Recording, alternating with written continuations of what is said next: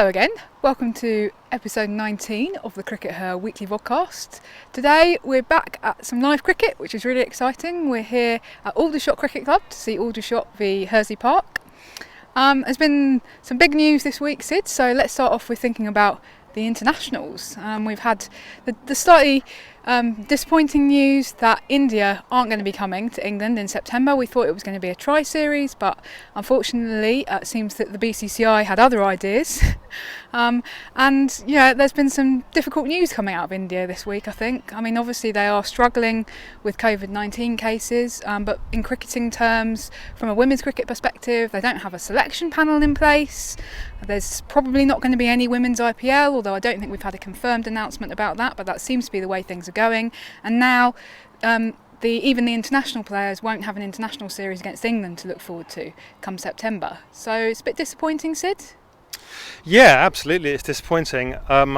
I guess the other side of that coin is that the BCCI are in a very difficult position. We've seen some debate on Twitter pointing out that the BCCI have been able to, make it happen that the men's IPL can all go off to the Middle East, and that will be going ahead.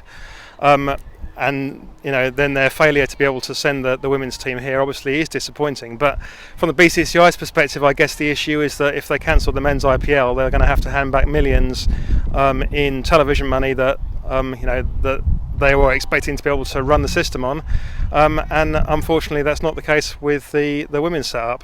And this is partly another case of something that we see a lot. It's the price you pay for a joint structure with the men. That the women's game is always now going to be in a position where it's run by people whose main priority is going to be the men's game. So in a way, it's not unexpected, but it still is very disappointing. And I think that it's definitely there's a big contrast between the attitude in India definitely and the attitude in Australia and the United Kingdom, and the way that the BCCI is being run. I mean, you talked about you had to use the word chaotic about the way that the BCCI is run, didn't you, Raf? Yes, when we were talking about it earlier, I did. It does seem like, for example, when you're a journalist and you are trying to get an interview with an Indian women's player, certainly a few months ago even, that was still quite difficult. I remember a couple of years ago trying to interview Mithali Raj. It was during the 2017 World Cup in England, actually, and I was working for the ICC. I was writing the official tournament programme. And I had to get some quotes from each of the captains. Now, from 7 of the captains, that was very straightforward as a process.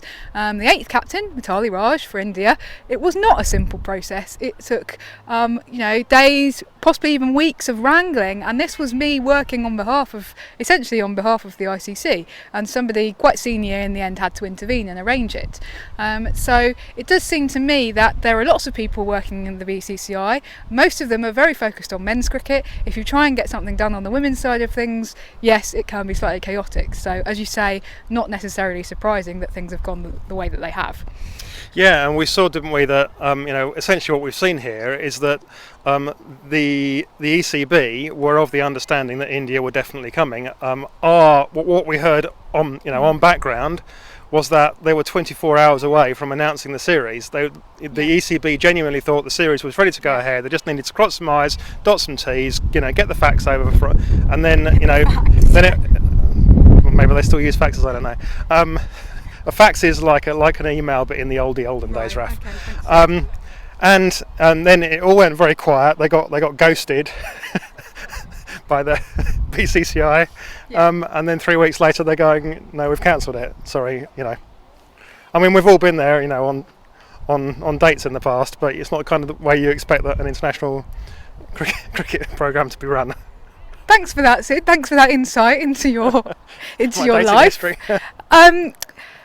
On the plus side, from England and South Africa's perspective, I guess that means that we're likely to see an extended schedule of matches against South Africa. Although we have had a little bit of slightly troubling news coming out of South Africa this week, that 3 of their kind of training bubble, which includes players and coaching staff, etc., have tested positive for coronavirus. So, that's potentially a bit of bad news as far as the series in September goes, Sid, or not? You know what? I'm going to be slightly contrary here, and so that's actually good news. And the reason it's good news is because it means that South Africa are testing really early. They've tested now. That means that by the time that even before they fly, they're going to be confident that the entire party is clear of coronavirus. They're going to come to the UK. They're going to be quarantined again when they get to the UK at a training base.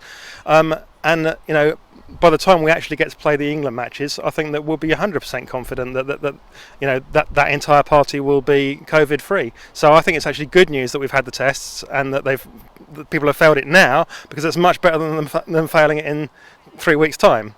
Well, that's certainly true.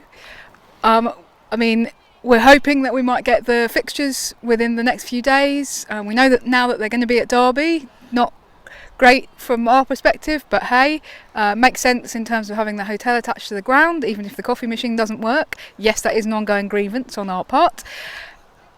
But what we don't know is what the mix of 50 over and T20 fixtures is going to be in that series, do we? Yeah, it seems like they're still debating that, because we've heard from people in South Africa are saying that they want the series heavily weighted towards ODIs, and people here are saying that they want some more of a balance of ODIs and T20s.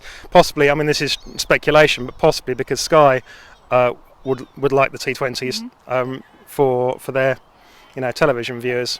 So obviously still talking about that, and but I think that if they're talking about that, at least that's what they're talking about, not whether or not it will happen. Good point. That does also relate to another little bit of news that's come out this week, which is that the ICC have postponed the men's T20 World Cup, which was meant to be taking place in October, November this year. They've knocked it back by a year. Our slight concern was that they were only going to knock it back by a few months, and that might have interfered with our 50 over World Cup in New Zealand. That isn't the case. However, New Zealand this week, the authorities in New Zealand have also said this week that they think that a decision on that tournament needs to be made within 2 weeks. How likely do you think that is to go ahead at this point, Syd? Well, you can understand why New Zealand wants some answers, but the real difficulty here is that honestly the only answer that the ICC can definitively give at this stage is no. The ICC are not in a position to definitively say that it can go ahead, because they don't know what the COVID-19 situation is going to be. So if New Zealand push too hard for an answer, then unfortunately that answer is likely to be no. But we shall see. Okay, and we had a great time this week watching the London Cup at the Oval, didn't we, Syd? Yeah, domestic cricket is back, isn't it? We had a wonderful evening at the Oval. We were lucky enough to be invited along to the behind closed doors fixture, and we saw some proper cricket, and it was a close match. It was quite an exciting match. There's quite a lot of rust on the players, wasn't there, Raf? But that's to be expected, given that this is the first proper cricket that's been played for the best part of a year by some of these players. And we're looking forward to some more domestic cricket shortly, aren't we, Raf? Yeah, we absolutely are. We've had the really great news this week from the ECB that slightly unexpectedly, because we were a bit sceptical that it was going to get off the ground at all, there is going to be some regional centres of excellence cricket coming up in September. We don't have a schedule for it yet, but it's great news. You published a piece on the site, didn't you, saying it's really great news. It just does mean from the regional centres perspective that they are to some extent now scrabbling around trying to fulfil some of those coaching positions. Most of them don't have head coaches now, although we have seen that Western Storm this week have announced that they're drafting in the I think he's the Cardiff MCCU coach at the moment, and that's literally going to be a 3-month appointment to take us up to the end of the season. So a bit of scrabbling around going on, but generally it's good news. And what about the players? Where are they coming from? Because I hear that rumours that Charlotte Edwards has got some players stashed away in her loft actually aren't true. So where are the players coming from? Well, look behind you, Syd. Wow. There appear to be cricket players. In all seriousness, we don't know yet, and player selection is still very much up in the air, but that represents such a brilliant opportunity for players like the ones behind us who are maybe playing just a bit of club-friendly cricket or some rearranged league fixtures. There's also some county friendlies knocking around at the moment. So really, it's anyone's potential to be selected over the next few weeks and all to play for. It's quite an exciting time for some of the domestic players, I think. Yeah, absolutely. Go out there and grab that opportunity, because if you can perform now at a county warm-up fixture or even at one of these club fixtures, and it happens that the right person is there and they seize you, you'll get drafted into the regional cricket. That could be the making of you, so go for it. Okay, and then in terms of the name of the new competition, which is obviously yet to be decided, but we ran a poll on CRICKETher, didn't we, Sid? We did.